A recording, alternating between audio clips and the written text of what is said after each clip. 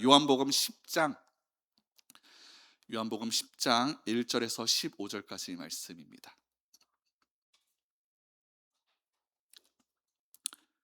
요한복음 10장 1절부터 15절까지의 말씀을 우리 찾으셨으면 다 같이 한 목소리로 합독하도록 하겠습니다. 시작.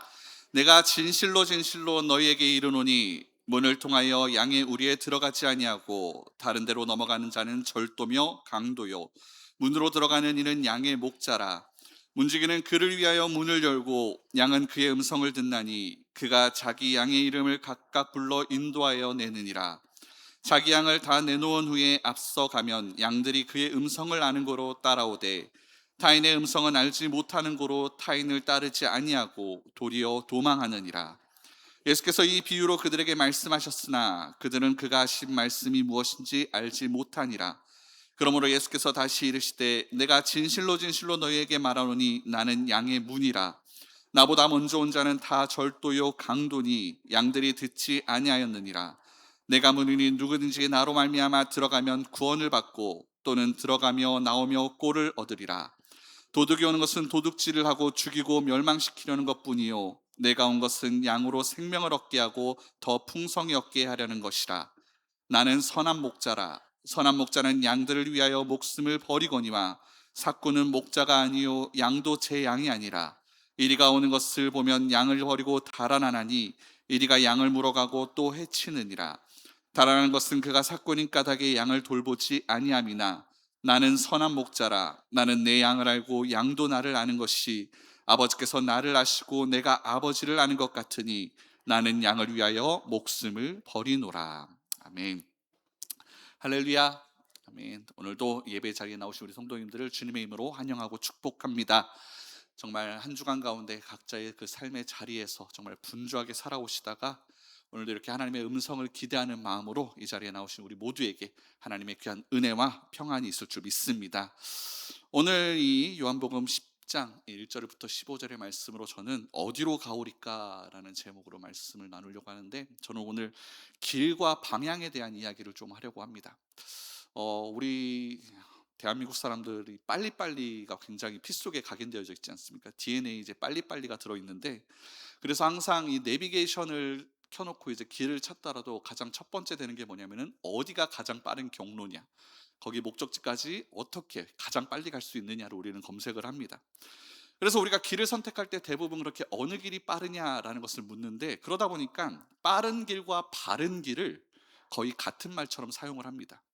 사실 길을 물을 때 첫 번째 1순위는 목적지에 도착하는 것, 그것이 우선이고, 그 다음에 우리가 생각하는 것은 이제 그 중에 가장 빠른 경로가 뭐냐라는 질문이 오는 것이기 때문에 평소에 우리가 얘기하는 게 빠른 길 하면은 당연하게 목적지까지 도착하는 것은 당연한 얘기고, 그 중에 이제 바른 길이 뭐냐라는 것을 묻게 되는 건데, 그래서 우리가 빠른 길을 항상 바른 길이다 여기는 경향이 좀 있습니다. 그런데 당연하게도 이것이 항상 맞지는 않습니다. 빠른 길이 항상 바른 길이냐? 그것은 아니다라는 거죠. 예를 들면 이런 겁니다. 우리 교회 성도님들이면 이제 다 이 교회 앞에 흐르는 중랑천과 그 위에 있는 창동교, 바로 교회 앞에 있는 다리죠. 거기를 건너시는 일들이 많을 텐데, 저도 그 길을 자주 지나다닙니다. 특히 교회에서 출발해가지고 저 건너편에 있는 롯데백화점이나 그 롯데 번화가 쪽에 이제 음식점에 가려면은 당연히 창동교를 지나서 건너서 가는 길이 가장 빠르고 효율적인 길입니다. 그래서 저는 물론이고 제가 쓰는 이 내비게이션도 항상 그 길을 가장 우선적으로 알려줍니다. 그런데 기억하실지 모르겠는데 몇 해 전 정말 비가 무섭게 쏟아졌던 해가 있습니다. 난리가 났었습니다. 그래서 중난천 물이 누렇게 흙탕물이 되어져 가지고 교각 바로 밑까지, 창동교 바로 밑까지 차오렀던 적이 있습니다. 당시 정말 위험해져 가지고 이 동부간선 도로가 다 통제된 것은 물론이고 창동교까지도 아직 잠기지는 않았지만 위험하다 해가지고 아주 잠시 통제됐던 적이 있습니다. 경찰들이 나와가지고 거기로 진입하는 것을 막았던 적이 있는데, 재밌는 것은 그 상황에 경찰들이 경광등을 들고 그 앞에서 통제하면서 다리에 진입하는 것을 막고 있을 때 차 안의 내비게이션은 어떻게 길을 안내하고 있었을까요? 직진하세요, 창동교를 건너세요라고 얘기하고 있더라는 겁니다.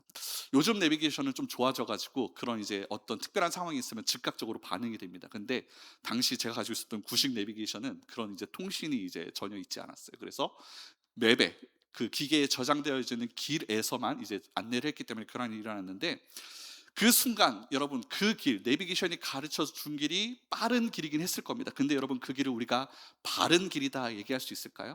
그렇지 않죠. 그 순간만큼 내비게이션이 가르쳐 준 그 길은 빠른 길이 어디로 가는 빠른 길이냐면은 주님 계신 저곳으로 가는 가장 빠른 길이 될 수 있다라는 겁니다. 내 생명을 위협하는 가장 위험한 길이 된다라는 거죠. 바른 길은 목적지에 실제로 안전하게 도착하는 것이 바른 길이다라는 겁니다.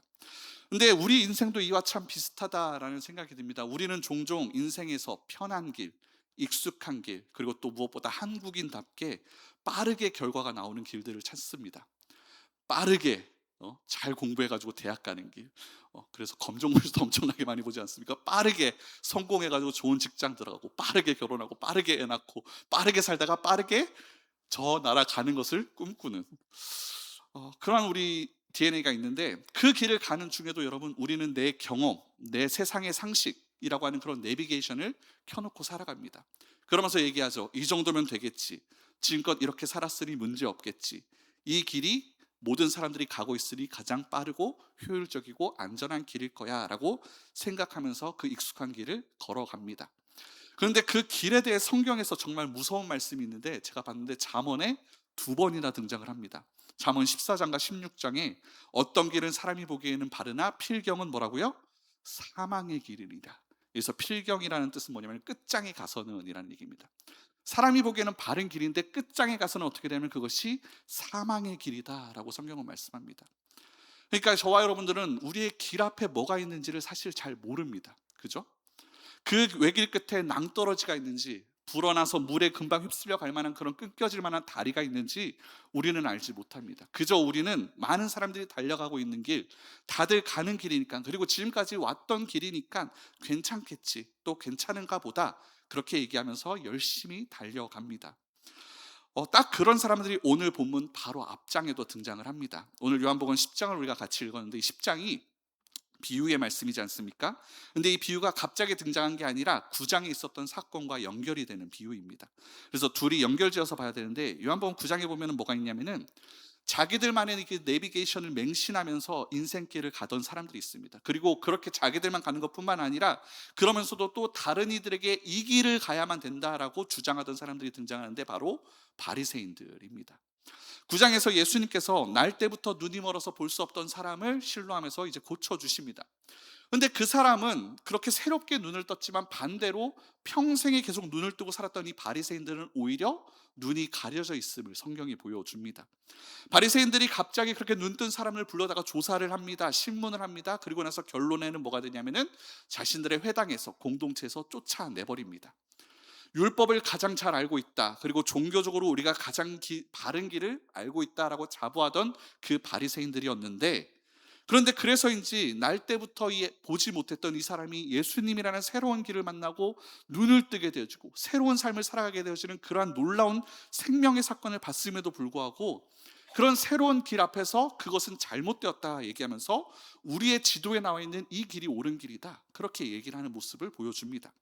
자기들의 지도에는 뭐라고 적혀 있냐면은 안식일에는 이것을 하면 안 된다, 이렇게 적혀 있거든요. 그렇게 나와 있으니까 그 길 하나에 걸려 가지고 눈먼 사람이 보게 되어지는 생명의 역사가 일어남에도 불구하고, 정작 본인들의 영적인 눈은 완전히 닫혀져서 참된 목자이신 예수님이 어디로 인도하는지 전혀 보지 못하는 그런 상황들이 9장에서 연출이 됩니다. 그래서 결국 이 바리새인들이 얘기했던, 그들이 옳다고 여겨졌던 길의 실상이 뭐로 드러나냐면은 죽음으로 향하는 경로였다. 결국 그들이 쫓아내는 것밖에 할 수 없었다라는 것을 보여주는 것으로 이야기가 되는데, 그 사건 바로 다음에 오늘 예수님이 하신 말씀이 이 요한복음 10장 선한 목자의 비유입니다. 즉 예수님은 이 비유를 통해서 뭘 얘기하시는 거냐면, 눈뜬 사람을 쫓아냈던 이 사꾼들, 바리새인들과 한 사람을, 이 한 양을 끝까지 쫓아온 참된 목자, 나의 모습을 대비하면서 주님께서 말씀하시는 겁니다. 그래서 이 비유를 통해서 예수님이 묻고 계시는 거죠. 누가 양을 정말 살리는 사람이냐? 누가 양을 목적지까지 데려다 주느냐? 누가 정말 바른 길로 인도하고 있느냐? 이러한 질문을 그들에게 던지시는 겁니다. 저는 오늘 이 질문을 곧 우리의 예배를 향한 질문으로 바꿔보고 싶습니다. 물론 예수님께서 하신 이 비유의 말씀이 직접적으로 예배를 이제 설명하고 있지는 않는데, 그러나 주님이 말씀하신 이 양이 목자의 음성을 듣고 따르는 모습이 저는 성경이 얘기하는 이 예배자의 본질에 가장 선명하게 드러난다라고 생각이 됩니다. 그리고 특히 올해 우리 교회 목표 중 하나가 하나님을 사랑하는 예배자라고 이제 첫 번째로 시작이 되는데, 그래서 올해 들어 제가 처음 선을 이 철야 금요 철야 얘기하는데, 이 말씀을 통해 지금 나는 누구의 음성을 듣고 있는가, 나는 지금 누구의 인도를 따라 움직이고 있는가를 같이 한번 돌아보면서 우리의 예배를 점검하는 그런 시간으로 오늘 예배가 섰으면 좋겠습니다. 그래서 먼저 다 함께 1절 말씀을 다시 한번 봤으면 좋겠는데, 10장 1절 말씀 여러분들의 목소리로 다시 한번 읽어주시기 바랍니다. 내가 진실로 시작.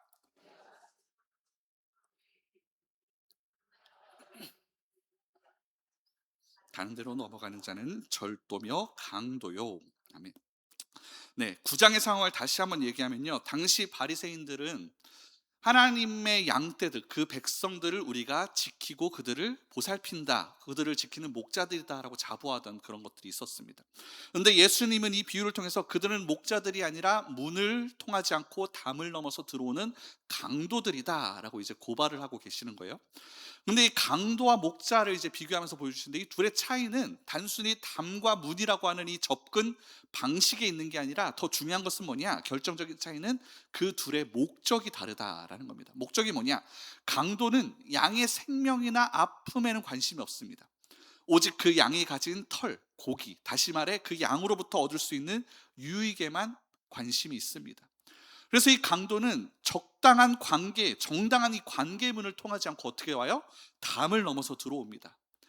바리새인들이 처음에는 하나님이 주신 율법을 지키려는 그 열심 속에서 그것을 가지고 열심히 살았는데, 어느 순간 그것이, 그 율법이 하나님께 나아가게 만드는 관계의 문이 아니라 사람들을 가로막아서 하나님께 가지 못하게 막아내는 거절의 담장처럼 그들이 사용을 했다라는 거예요. 이것을 지키지 못했으니 너는 죄인이다, 너는 이 공동체에 들어올 자격이 없다, 이런 말들을 통해서 양들을 몰아내면서 그들의 영혼을 옥죄고 있었던 것을 예수님께서 지적을 하시는 겁니다. 그래서 가장 문제 삼으시는 것은 뭐냐면은, 그들이 세워낸 율법이라는 이 담장이 아니라 그 담장을 통해 너희들이 전하고 있는 그 메시지, 너희들의 마음 가운데 있는 본심, 그것이 문제다, 그 소리가 문제다라는 거예요. 그 소리가 어떤 소리냐, 양을 살리는 목자의 음성이 아니라 양을 두렵게 만들고 움츠려들게 만들고 무서워하게 만드는 그런 강도의 소리였다라는 거예요. 양의 이름을 부르는 소리가 아니라 정죄하고 위협하는 소리였고, 생명으로 이끄는 소리가 아니라 관계를 끊어내는, 죽음으로 내모는 그런 소리였다라는 겁니다. 그래서 예수님은 그들을 향해서 강도라고 이제 말씀을 합니다. 오늘날도 여러분, 우리가 조금만 분별하면 우리 삶의 담장을 그렇게 막 무단으로 넘어오는 수많은 강도의 소리들을 드러낼 수가 있습니다. 볼 수가 있습니다. 세상은 우리를 향해서 정중하게 문을 들이고 내가 너를 사랑한다, 내가 너를 위한다 이러면서 다가오질 않습니다. 그들은 어떻게 오느냐, 우리의 연약한 감정들, 우리의 불안한 어떤 경제 상황들, 우리의 어떤 무너질 것 같은 인간관계의 틈을 타고 진짜 마치 강도와 같이 담을 넘어서 우리 삶 가운데 넘어옵니다. 그러면서 이렇게 얘기하는 거죠. 너 지금 이렇게 살아서 되겠냐? 저들을 봐라, 저것을 가지고 있는데 너는 없지 않냐? 남들이 다 그렇게 앞을 향해 나아가고 있는데 너는 뒤처진 것 아니냐?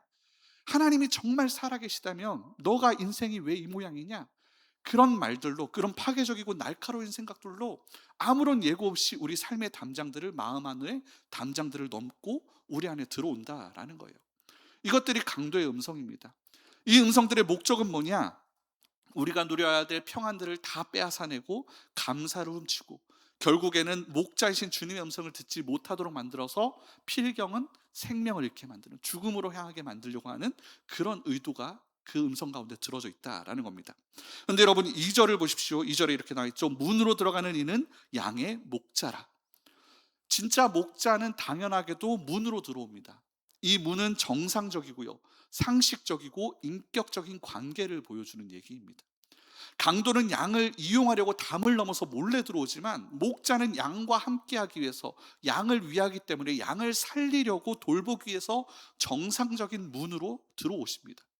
즉 예수님은 우리 인생에 여러분 갑자기 침입하셔가지고 우리를 휘두르시고 협박하시고 우리를 그저 왕이 되어서 군림하며 다스리는 분으로 오시는 게 아니라, 그분은 계시록의 말씀처럼 우리 마음 문 밖에 서셔가지고 끊임없이 두드리시고 기다리시는 인격적인 분이시라는 거예요.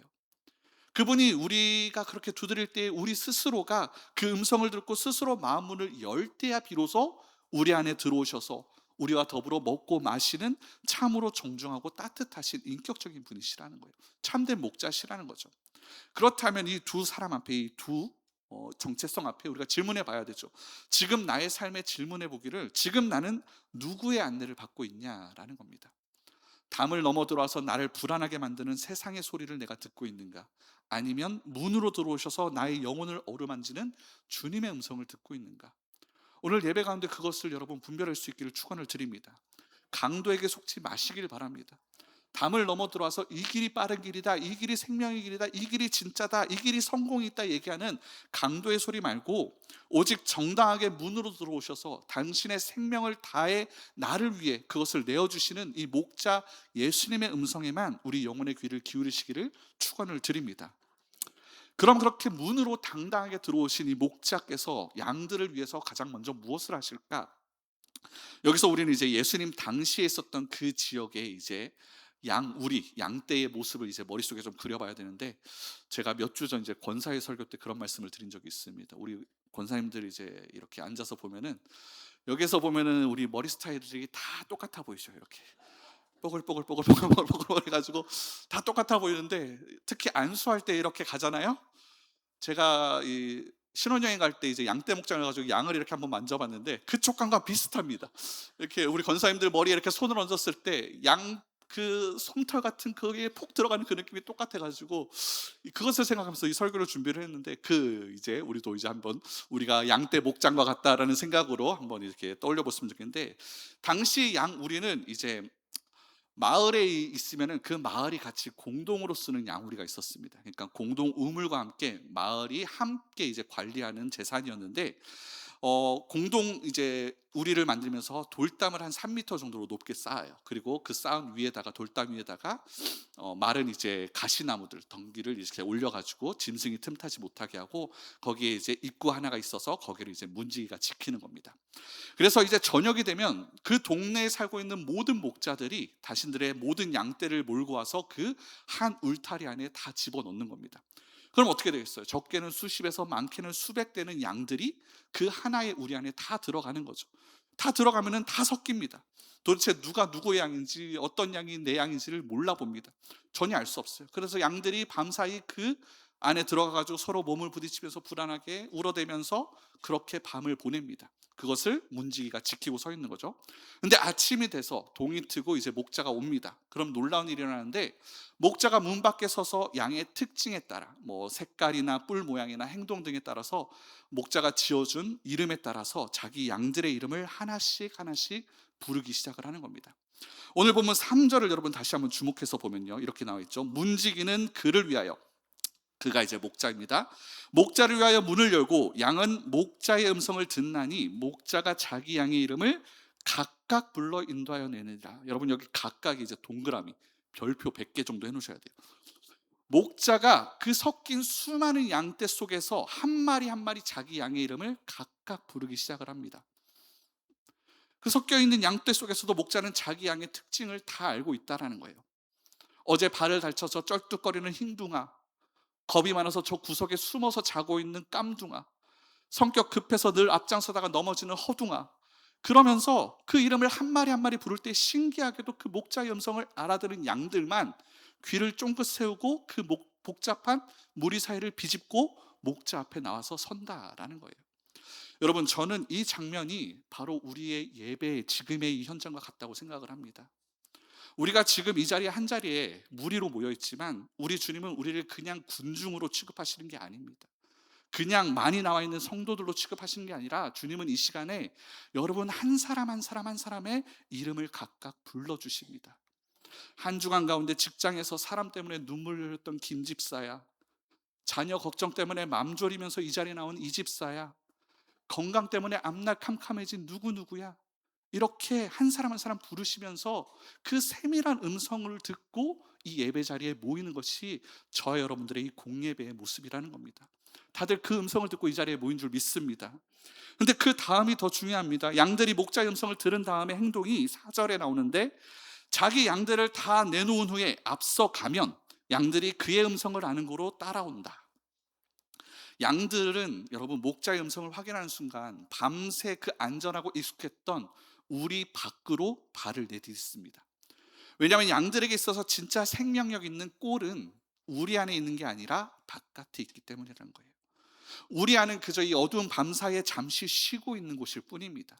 진짜 푸른 초장과 맑은 시냇물은 어디 있냐면은 목자를 따라서 길을 나갔을 때 만날 수 있다라는 거예요. 물론 동시에 우리 밖에는 위험도 존재를 합니다. 맹수가 이를 드러내고 위협하고 있고 험한 골짜기를 지나야 하는 순간도 있습니다. 그런데 우리 밖을 빠져나온 양들은 그런 환경을 보는 게 아니라 한 가지만 확인하는데 뭐냐? 나를 부르는 저 음성이 진짜 내 목자의 음성인가? 거기에만 집중한다라는 거예요. 5절의 말씀처럼 그게 타인의 음성이라면 질겁하고 도망을 가겠지만 나의 사랑하는 내 목자의 음성임을 확인하면 양은 기꺼이 우리 밖으로 그 험한 길로 목자를 따라 나선다라는 겁니다. 여러분, 이것이 우리가 이 예배 자리 교회 안에서만 멈춰서는 안 되는 이유입니다. 내가 오늘 예배 가운데 목사님 설교 들으니 마음이 좀 가벼워졌다, 위로를 받았다, 또 기도 가운데 안수받고 이렇게 하니 평안함이 좀 생긴다, 여기까지만 하고 이 우리 안에만 머물면 여러분 반쪽짜리 예배다라는 거예요. 그 다음 진짜 예배의 완성은 목자가 앞서 나가실 때 그 음성을 믿고 내 삶의 현장이라고 하는 문 밖으로, 우리 밖으로 발을 옮기고 동행할 때에 진짜 예배가 이루어진다라는 겁니다. 주님, 세상은 여전히 험하고 중랑천은 범람해서 위험해 보이지만 목자이신 주님께서 앞서 가시기에 저도 따라 나서겠습니다. 이 결단이 있는 사람만이 목자가 예비하신 그 풍성한 생명의 꼴을 맛볼 수가 있다라는 거예요. 그런데 6절에 보니까 당시 바리새인들이 여기까지 하시는 예수님의 말씀을 듣고도 이해하지 못합니다. 하나님을 가장 잘 안다고 자부했던 그들이었는데 정작 진짜 목자께서 오셔가지고 그 음성으로 말씀하시는데 음성을 알아듣지 못하니까 예수님께서 더 깊은 비유로 핵심을 다시 한번 말씀해 주세요. 7절에 보면 이렇게 말씀하시죠. 예수님은 자신을 가리켜 나는 양의 문이라 이렇게 선포를 하십니다. 나는 양의 문이다. 당시 이제 우리가 이제 돌담으로 세워져 있고 출입구가 있는데 그 문은 양들에게 있어서 이제 생명의 통로이고 목자에게 있어서는 자기 양을 확인하는 그 검문소와 같습니다. 거기에 이제 고용되어 있는 문지기가 지키고 있다가 그렇게 계약되어 있는 목자가 오면은 거기를 통과할 수 있도록 해주는 거죠.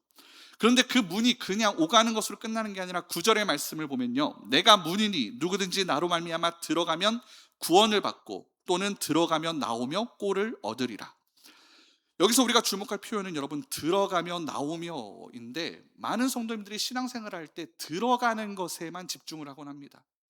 주님, 저를 이 환난에서 건져서 안전한 우리 가운데 들어서게 하여 주시옵소서.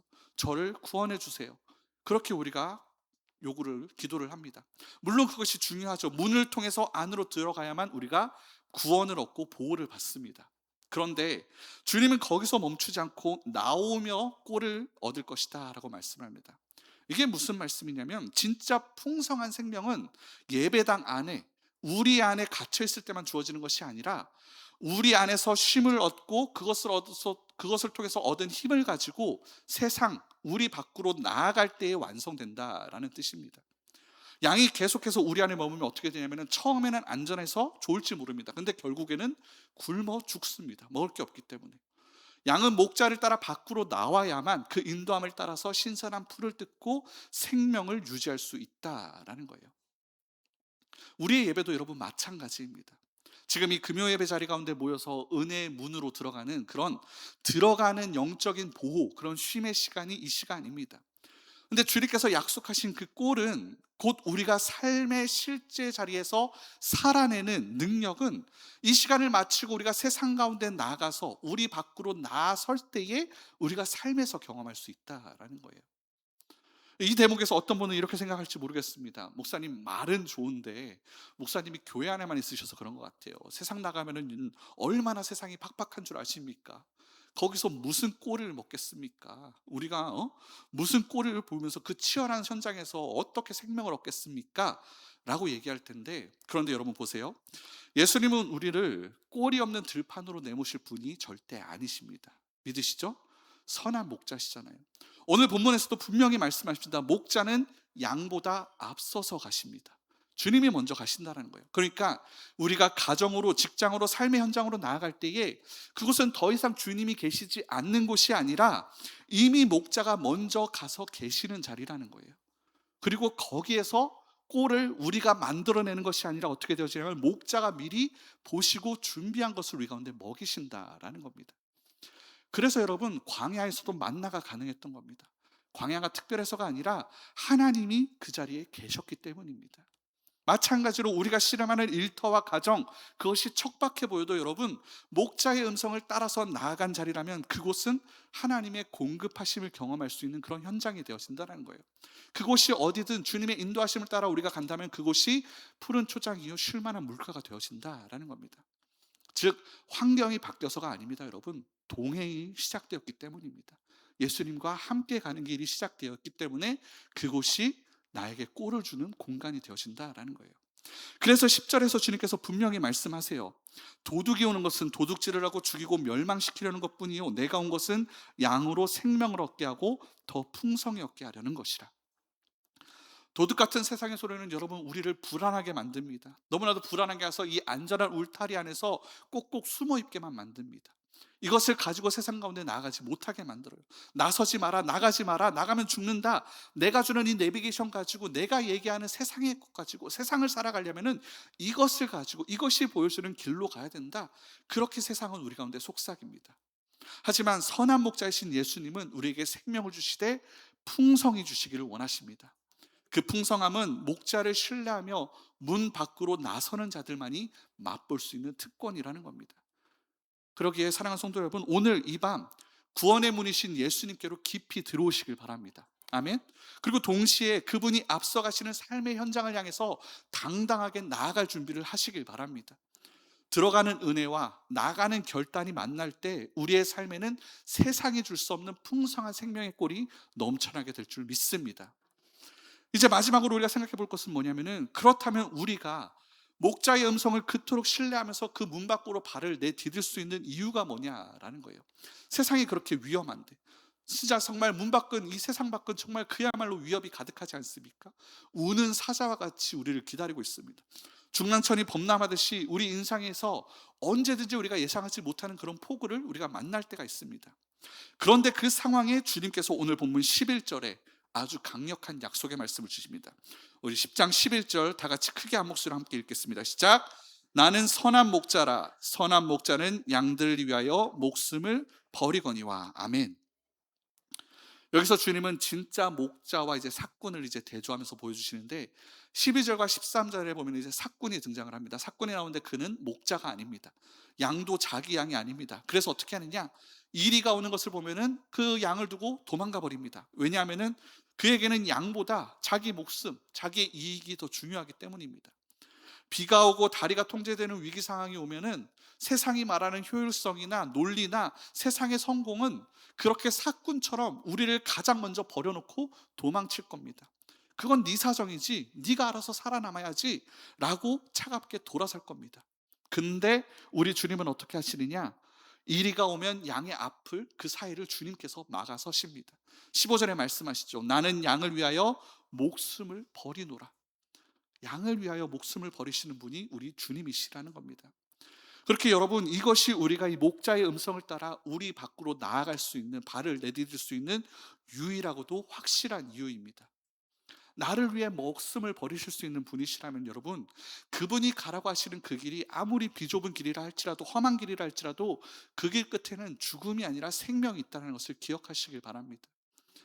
예배가 바로 여러분 이 사실을 확인하는 시간입니다. 우리가 이 자리에 모여있는 이 시간은 뭐냐면은, 주님, 세상은 이익을 따라서 저를 취하기도 하고 저를 버리기도 하지만 주님은 저를 끝까지 지키셨습니다. 제가 이 예배에서 이 말씀 가운데 그것을 확인합니다. 제 이름을 주님께서는 기억하시고 나를 위하여 목숨까지도 내어주셨습니다. 예배 가운데 내가 그것을 보았습니다. 그것을 확인하는 시간이 이 시간입니다. 그래서 예배 가운데 이 사랑을 확인한 성도는 더 이상 울타리 안에서만 벌벌 떨면서 머물지는 않습니다. 나를 위하여 생명을 바치신 분이 지금 내 앞에서 앞장서서 걷고 나아가실 때 그 사랑하시는 자와 함께 동행하기를 원하면서 그 발을 함께 내딛는다라는 것이죠. 오늘 돌아가시는 여러분의 발걸음이 그러할 수 있기를 축원을 드립니다. 그래서 여러분 결단하셨으면 좋겠습니다. 삭군과도 같은 세상의 가치관은 우리에게 말합니다. 늘 계산기를 두드리라고 합니다. 너 그렇게 살다간 손해본다. 적당히 해라. 그렇게 얘기를 합니다. 근데 선한 목자는 우리에게 뭘 말씀하시냐면 내가 너를 사랑한다. 나와 함께하자 말씀하십니다. 내가 너를 위하여 목숨을 버리겠으니 너는 너를 사랑하는 나를 믿고 나를 향해서 그 한 걸음만 더 내딛어 보아라. 그렇게 주님께서는 말씀하시면서 우리에게 다가오십니다. 오늘 이 저녁 여러분, 이 선하신 목자의 음성이 우리에게 힘이 될 수 있기를 간절히 축원을 드립니다. 나를 위하여 생명을 내어놓으신 이 목자의 손을 꼭 붙잡으시기를 축원을 드립니다. 그래서 그 사랑의 음성에 힘을 얻어서 삶의 현장으로 나아가는 자에게 그 어떤 일이도 감히 대들 수 없음을 여러분 경험할 수 있기를 축원을 드립니다. 그래서 이 말씀을 마무리하면서 결국 제가 오늘 설교 가운데 하고자 하는 얘기는 뭐냐면요, 설교서도 이제 길에 대한, 방향에 대한 얘기를 하자 그랬잖아요. 제 생각에 결국 우리 인생들의 길의 여정의 최종 목적지는 다른 게 아니라 결국은 죽음입니다. 그죠? 모두가 이 인생의 여정은 결국 끝에는 뭐가 있냐면 죽음을 향해 나아갑니다. 그러니까 이 길의 여정 가운데 어떤 방향을 가도 결국에는 죽음을 만나게 되어져 있다라는 거예요. 그러니까 사람이 무슨 길을 가든 결국 그것이 필경에는 사망에 이른다라는 말씀이 그런 말씀인 것 같습니다. 근데 어쨌든 그 죽음 이후에 무슨 일이 있는지는 일단 접어두고요, 여러분. 모든 사람이 죽음을 향해서 가는데, 근데 인류 역사상 세상에 수많은 사람들이, 지금까지 살아온 많은 사람들이 이 길이 맞다, 저 길이 맞다, 여기에 성공이 있다, 저기에 성공이 있다, 이것이 잘 사는 방법이다, 저것이 잘 사는 방법이다, 수많은 얘기를 하는데, 제가 알기로는 그 목적지 갔다가 되돌아오신 분은 예수님 말고는 없습니다. 인류 역사 가운데 죽음까지 갔다가 되돌아오신 사람은 우리 예수님이 유일하시다라는 거예요. 그 유일하게 이 길 끝까지 가보신 분이 말씀하시기를 이 길이다. 유일한 길이다. 내가 길이고 생명이다. 이게 제대로 된 바른 길이다라고 말씀하고 계신다라는 겁니다. 여러분, 우리가 이것을 주목하자라는 거예요. 중랑천이 범람하기 직전까지도 여러분 창동교는 멀쩡해 보입니다. 내비게이션도 여전히 그 길이 직진하는 게 맞다라고 알려주고 있어요. 바리새인들의 신앙도 그랬습니다. 율법을 지키고 있었고 그들이 전통을 붙잡고 있었고 그들이 하나님을 얘기하고 있었고 공동체 안에 자신들만의 질서를 유지하고 있었습니다. 겉으로 보기에는 아무 문제 없어 보였죠. 그런데 그 길의 끝에는 생명이 아니라 죽음이 있었고 사람을 양을 쫓아내는 길이 그들 가운데 있었다라는 겁니다. 그리고 결국에는 하나님의 아들을 밀어내는 길이 그들 가운데 있었다라는 거예요. 어쩌면 저와 여러분들의 지금의 길이 그러할지도 모릅니다. 우리 신앙에서 가장 위험한 순간은 큰 문제가 터졌을 때가 아니라 아무 문제 없어 보일 때가 가장 큰 위험입니다. 아무 문제가 없을 때 우리는 어떻게 하느냐? 아무 질문도 하지 않고요, 음성을 분별하지도 않고요, 방향을 점검하지도 않기 때문인 거죠. 예배도 마찬가지입니다. 마음 조금 편해졌다고, 오늘 예배 가운데 위로 좀 받았다고, 오늘 예배 잘 드렸다고 생각하면 여러분 큰 오산이라는 겁니다. 문 안에 머물러만 있다면 그 예배는 목적지에 도착하지 못하고 끝나버린 반쪽짜리 예배라는 겁니다. 온전한 예배는 뭐냐? 언제나 우리에게 계속되어지는 질문을 남깁니다. 어떤 질문이냐? 지금 너가 듣고 있는 이 음성이 누구의 음성이냐? 그리고 너는 지금 누구의 음성을 따라 실제로 발을 내딛고 있느냐? 우리의 온전한 예배는 그러한 질문을 우리 삶 가운데 남긴다라는 거예요. 그래서 여러분, 이제 우리가 예배당의 문을 열고 다시 우리 삶의 자리로 각각 나아가게 될 텐데, 이 문을 나서는 순간 안타깝게도 우리 삶의 현실은 여전히 그대로일 겁니다. 현실은 냉혹할 겁니다.